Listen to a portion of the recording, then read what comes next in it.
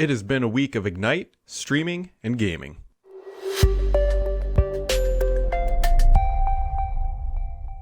Happy Friday, friends. It's the end of September, realistically. It's September 25th. It has been an interesting week around the tech sphere, if you will. Amazon had just kind of vomited a number of Alexa devices out onto the world. Microsoft had Ignite. They also bought Bethesda. It has just been an interesting week, and Google went down last night. Some of their services, not everything. But so let's just kick things off here with what's happening in the Microsoft world. So Microsoft announced a bunch of stuff this week. We'll start with the tech side. They had their Ignite conference this week, which we'll get to here in a second. But they also announced that Ignite Part 2, Too Fast, Too Furious, it's not called that, it's just the second part of Ignite, will be happening in March of this year. We don't know the exact dates yet. It is very close to their Build conference, which typically happens in May. And now Microsoft very clearly said that this is not going to be replacing Build, but they're like 6 to 8 weeks apart potentially, depending on when they actually land in each month. Anyways, you can look for Ignite Part 2 in March, and once we know more, we'll talk about that. Some of the real quick highlights of the big announcements from Ignite this week, and there are far too many to cover, but just some that stand out to me. On the team side, Microsoft is going to be introducing a webinar feature. Now, this is huge because Microsoft is basically turning Teams into this be-all solution, which is great for people paying for Teams, but it's not great for pretty much every other company, like specifically companies like GoToWebinar. They're severely going to be held back by what Microsoft can do in Teams because you pay an additional licensing fee for GoToWebinar, and you don't pay an additional licensing fee, at least as we know of right now, for Teams to get that functionality. So the question is when does Microsoft bundle in too much stuff, and then the regulatory arm of the market starts to kind of poke around? We'll find out. We will find out. Breakout rooms are also coming. Another cool thing that Microsoft announced is called they're bringing AI to SharePoint, or SharePoint syntax, not syntax. Microsoft would be nice if you updated the spell check for Word, because every time I write syntax instead of syntax, it tells me that I spelled it wrong. Anyways, Microsoft is finally bringing some of their Project Cortex stuff to reality inside of SharePoint. Basically what this does, it can apply auto-generated metadata to your SharePoint content, if I don't hiccup while I'm trying to explain that. And it's kind of a neat idea. Basically, content comes in, SharePoint syntax applies metadata, including sensitivity tags and everything else. It can basically, you train it on your own documents, and then it can apply that same knowledge to your own documents. It's going to go into general availability here in October. No public preview. They are pretty confident in that this is going to work, and so that will be rolling out. On the hardware side, Surface Hub 2S 85-inch is now available for pre-order. If you didn't get a Surface If you didn't get an Xbox Series X or S and you want to spend $22,000, you can go buy a Surface Hub 2S 85-inch that will arrive in January of 2021. These things are big. 85 inches is pretty large. Last final note is Edge, Microsoft's browser that is, they're gaining a lot of steam. Momentum here because people are using it because it's basically Chrome, but without some of the Google stuff, and it's got some of the good Microsoft stuff, is coming to Linux. So if you're a Linux user and you've been holding out for Edge, you'll soon be able to do that. So on to the gaming news of the week, which Microsoft kicked off with a big bang at the beginning of September 21st, For $7.5 billion, Microsoft is bringing Bethesda into the house. And so we've talked a lot about the games and everything else, but I think there's something else that's worth pointing out, is that Bethesda also has a technology called Orion. Now, this is think of their sort of xCloud solution. It allows them to take existing games, optimize them, and allow you to stream them. Now, Microsoft, once they close this acquisition, which will not happen until next year, more than likely, maybe, we will see. But anyways, once Microsoft fully acquires Bethesda, they will own this. The question is this technology and IP going to be usable for what they need? Well, we will find out. It's certainly not going to hurt xCloud in any capacity. I'll be curious to see how Microsoft can apply this technology that they are going to acquire, and it's only going to potentially make xCloud better, or cloud gaming, as Microsoft would like me to call it. Other things happening this week, obviously the consoles went up for pre-order. That was pretty eventful, if you will. The sites went down, stock went out, and yeah, if you don't have one now, you're probably going to be struggling to get one potentially before release. Although Microsoft has officially confirmed, which I reported earlier this week, that they will have devices available for retail on launch day, so you can go into potentially a Best Buy and grab one. Although you might want to get there early if that is your plan. What I will be curious to see is if Microsoft is actually going to share how many consoles they have sold. Remember, last time with Xbox One, they didn't talk about through the entire life cycle. They didn't talk about all the sales, especially late into the product. But initially, they did. And we would get those numbers during Microsoft's earnings report. We initially learned like 6.5 million consoles were sold after the launch of the Xbox One in their January earnings statement release. I'm curious if we're actually going to get those numbers ever. I mean, it'll be fully up to Microsoft because Microsoft being Microsoft changed the way that they are reporting how Xbox revenue is occurring. They're talking about software and services and subscriptions rather than consoles sold. That's how they transitioned about last year sometime, or 18 months ago, something like that. And so based on how they're reporting, they don't actually have to put the number of consoles sold into their quarterly report. Now, I think they should. I think shareholders could put a lot of pressure on Microsoft. Be like, look, you guys just spent $7.5 billion to prop up this gaming business, and you're not going to tell us how many consoles you sold? I think that's a very fair and just argument, and Microsoft would come back and say, look, that's not what's important to us. Long-term health of the company is based on software and services and subscription, which is Game Pass and that genre of revenue that is coming in. And so that is what is important. And so we're not going to tell you. And there you go. Who knows? I will be very curious to see how they do that. Also being reported, I actually heard this from people there, that Halo Infinite, this is coming from 343, that Halo Infinite does not actually have a release date right now. I had heard this earlier in the week, and I was going to kind of talk about it here, and then 343 just came out and said, yeah, we don't have a release date. And so, Halo Infinite doesn't have a release date right now. So there you go. That's about all you need to know about that one. And then the other big news is what Amazon is doing with Luna. Luna is going to be a direct competitor to Microsoft's cloud gaming service inside of a Game Pass Ultimate. Phil Spencer, a while ago, I couldn't remember exactly when, said that Xbox is not really competing against Sony, but he said Google and Amazon. And here's Amazon's play, right? They have Twitch, they have Luna. Obviously, Google has YouTube, and they have Stadia. And Phil Spencer is looking at it as a more of a software or a content delivery product, which is effectively what Xbox is, and it does directly compare much more to like a YouTube or like a Netflix style thing. And so, just framing that into perspective, that xCloud and cloud gaming is how Microsoft looks at the long-tailed future, and now Google and Amazon are officially into the fight, or into the arena, I should say. So it'll be interesting. The other really interesting thing to point out too about Luna is it is going to work on iOS. Now, I talked about this yesterday on the video, but we learned a little bit more. Apparently, Amazon worked with Apple to make Safari have all the bits that it would need so that Luna could actually function on these devices, which is really interesting because one was Apple working with Amazon, and then Amazon working with Apple for the preferential treatment on its platform to get better subscription rates through the App Store. We don't really know. Does Apple really know what they were doing when they were adding this stuff so that Luna would work? I have to think that they would. It's just a little interesting that Amazon was able to get their thing onto iOS, but xCloud and Stadia, they are not. And what are these magical bits that Amazon got Apple to include that other vendors couldn't? And so it's just a little murky about what actually is going on there. So interesting stuff. Nonetheless, we will see how that shakes out. Hopefully Microsoft can take advantage of whatever that stuff is. Little drink there. Doing this early today.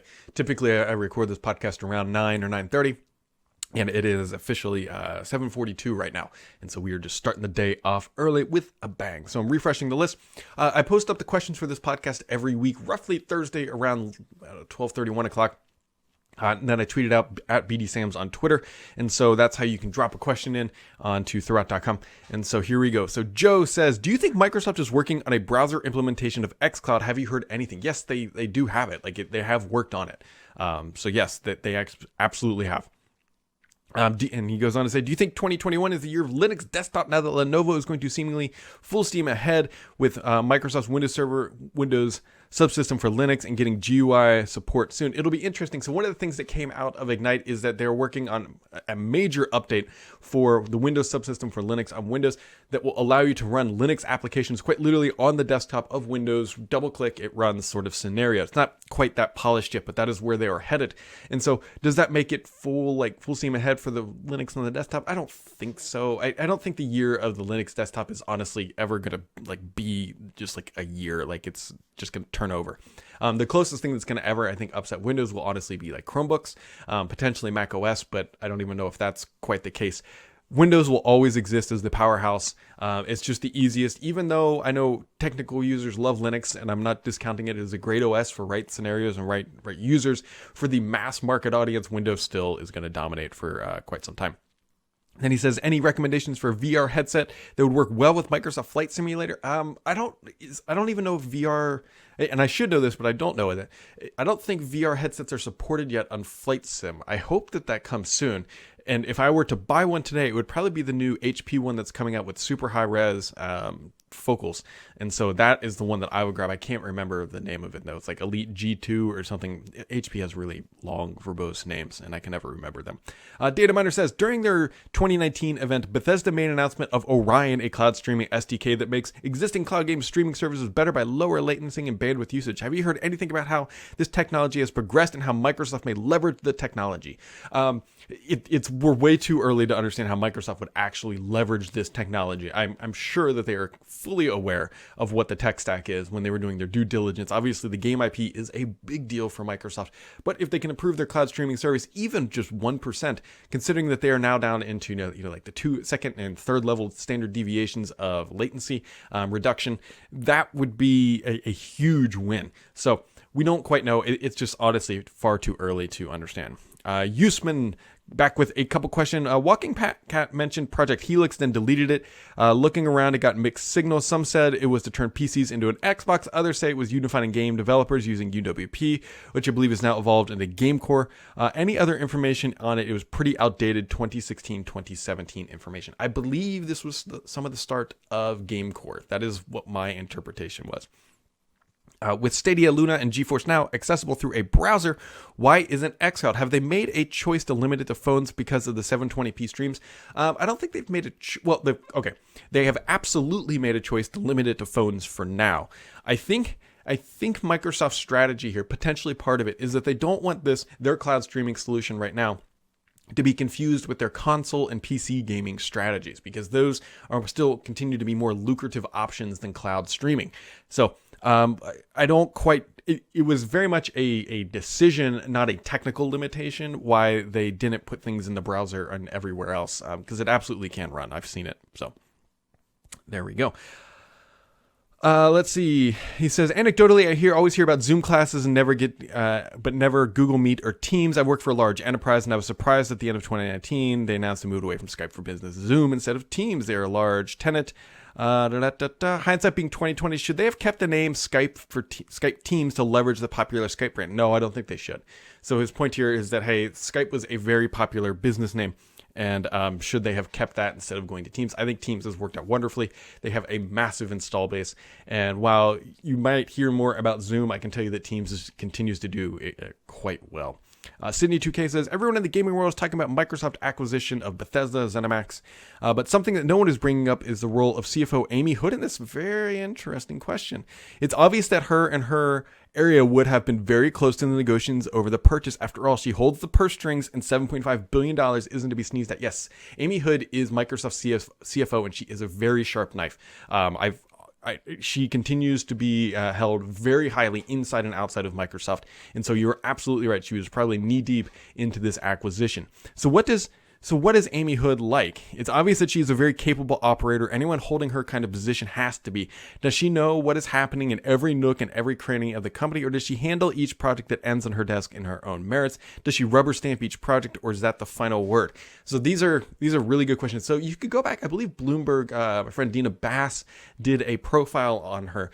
I would love to know how many CEO roles she has been offered over the years, because it still surprises me that she has not been sucked away, because I've talked to her, I think maybe once in person. I don't see Amy Hood very often at the events that I go to. It's more on the technical side.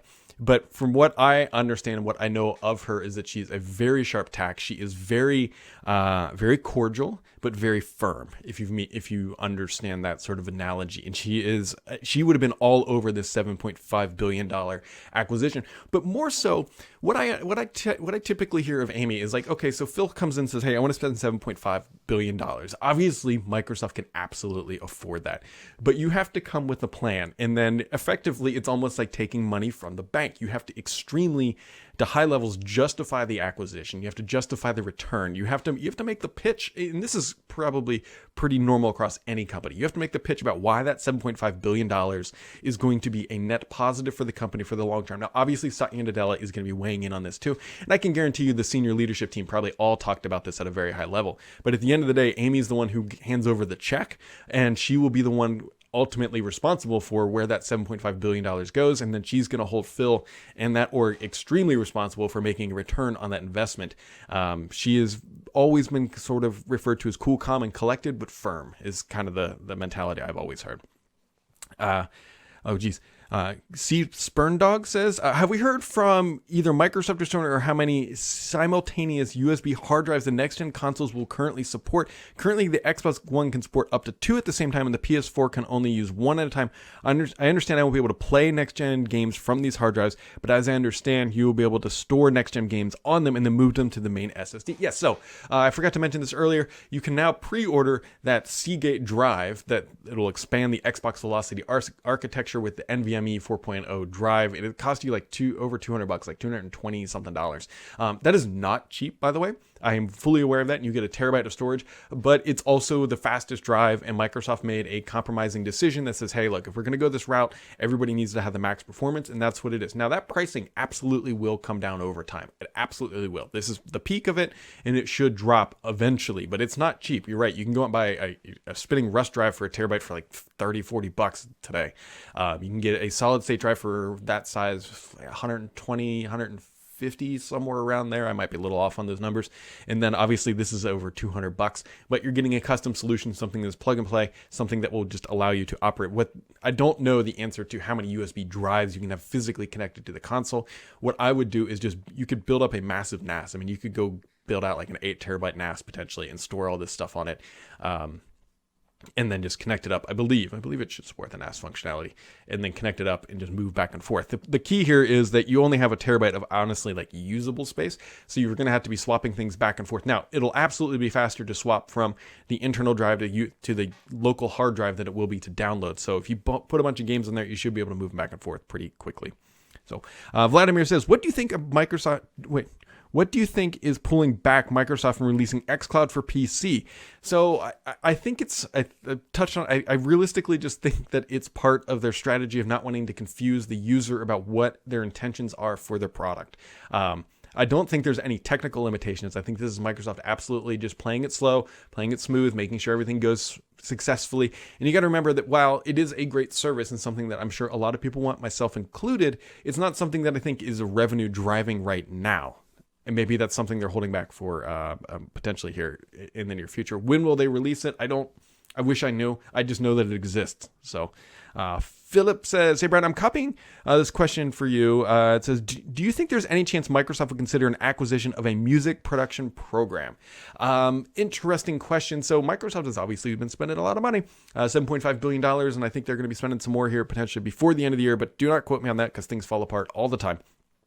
And so, yes and no. The problem here is that Microsoft hasn't done well with the creative products, if you will, inside of everything that they've launched that falls into like that sort of genre. It just hasn't done well. And you got to remember, for Microsoft to launch a product or to basically buy a company, their benchmark typically is like they want it to be a $1 billion industry. So if they're going to go into the creative market, they want it to be a $1 billion product line. It doesn't make sense for Microsoft to spend a whole bunch of money and efforts to go make $1 million. Like that doesn't do anything for them. They would be better off using that money to go spend it and try to sell more Office 365 subscriptions. That being said, you can kind of put that into perspective with Bethesda and how Microsoft is thinking about their Game Pass stuff, is that they definitely think it is a $1 billion product line, which is why they're spending all this money now. now. For the creative side, I don't quite know. They've kind of moved away from that. Remember, they had the creators update for Windows, and it just completely flopped. The line, I know the Surface Studio sells, but it doesn't sell in like super high volume. Even the Surface Book 3 that I'm using right here, which is a good machine, isn't a super high volume device. I mean, creative software is kind of owned by the Adobe market, and I don't think Microsoft would really want to go compete against Adobe head to head, because they honestly would lose, realistically. Ross Finney says, "Hi Brad, do you know when EA Play will be available on Xbox Game Pass? Do you have any preferred recommended EA titles? The Battlefield games are always fun. I've always enjoyed those. So you can be on the lookout for those. Some reason I thought it was before the holidays. I went and looked online real quickly right before this podcast, and I didn't see that answer. And so I thought I remembered reading in the press release that it was before the holidays. So hopefully soon.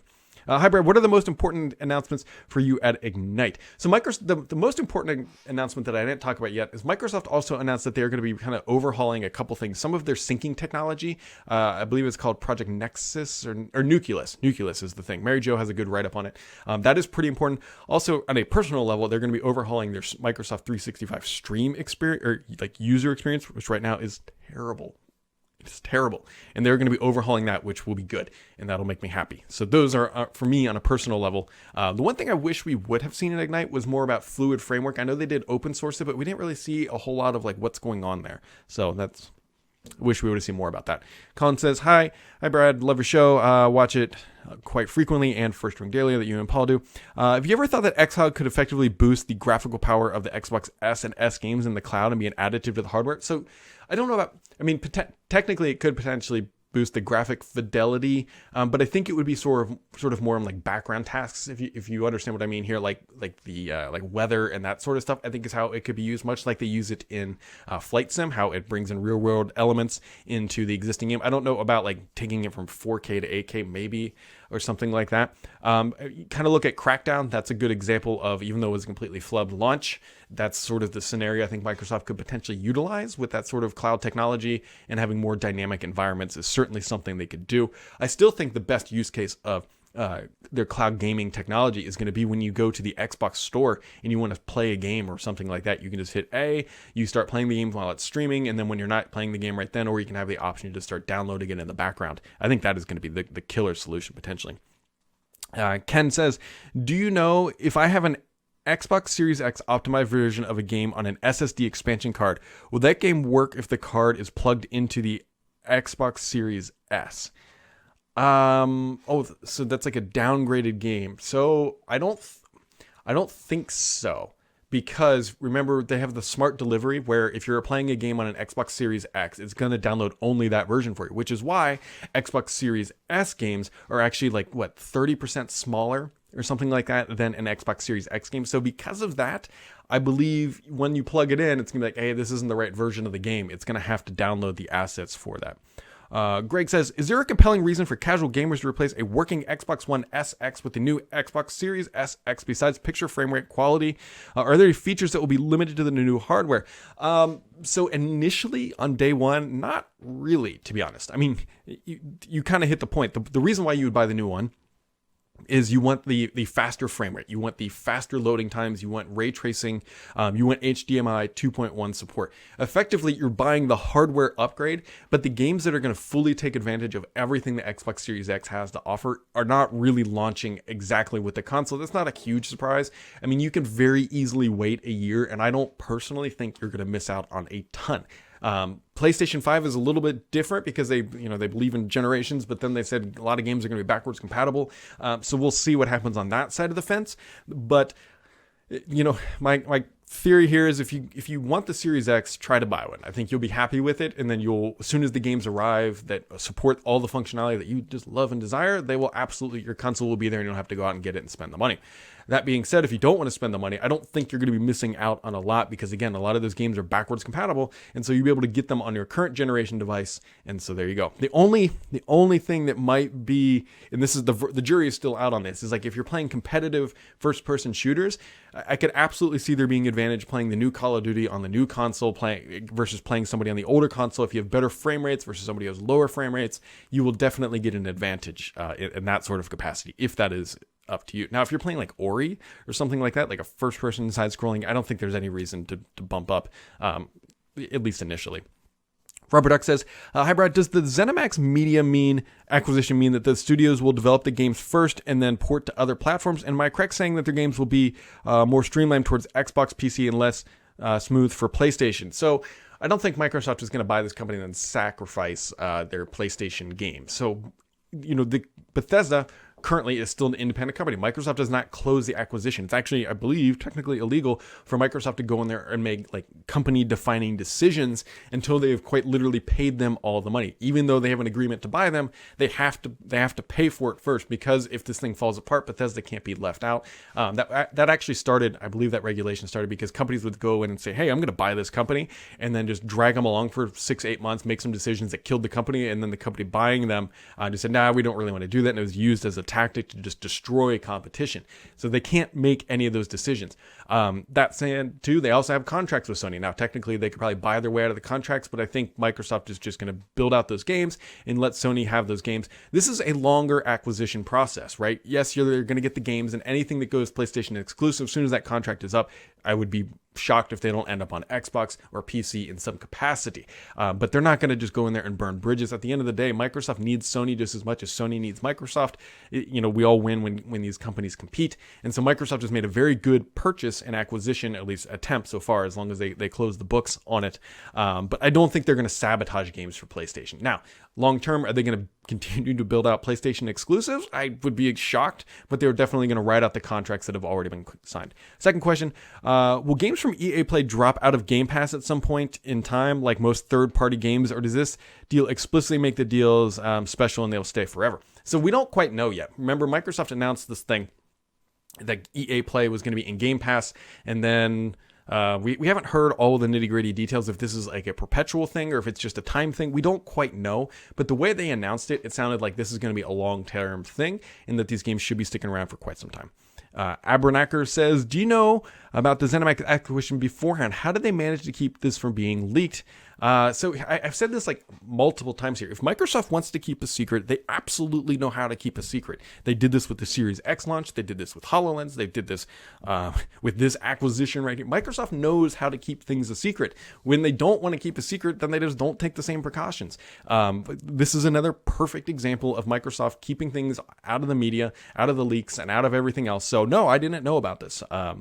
Before it was going to happen. Now, full qualifier, I did hear that Microsoft was looking to spend some money this fall and that they were in the process of doing that, but like that's about as nebulous as it gets. I think you can make that generic statement at any point, but I did hear, I think August or something like that, but nothing I could run with and nothing that really made sense, because obviously Microsoft will buy any company that makes long-term sense for the company. Like that's just business logic when you have that much money in the bank. So, and then Mr. PKI says, the final Xbox Insider question of the week: is there anything on EA Play that is worth playing now that is available on Xbox Game Pass? Do you think that Halo Infinite, Xbox... Okay, that's a good question, and to be honest, I don't quite know what EA titles are even on Game Pass right now. I think that was sort of the big deal, is that all of them that were coming over. Quite candidly, I play just a ton of Warzone right now and Ori when I don't want to be shooting people, and so I personally don't know. You got me stumped with that one. And it says, do you think Halo Infinite Xbox Series X branded consoles is actually already being built and being held in a warehouse, like in an Indiana Jones movie? So Microsoft very clearly had a plan to get Xbox Infinite out the door, and they had a massive marketing run up with it, with Taco Bell and like Doritos and everything else, and Mountain Dew. Or I might be missing some or making some up, whatever. And I bet that, to his point, that they were probably going to be building some Master Chief consoles as a limited edition run, to celebrate the console launch. Where are those things now? I'm assuming they've been built, although it's just a plastic shell, so I wonder if they would just like slide those things off and slide a black one on top, and then that's the end of that. So, interesting question, as always. To everybody else, thanks for tuning in. This has been an early morning edition of the Sam's Report. Have yourself a wonderful Friday. We'll catch all of you right back here next time.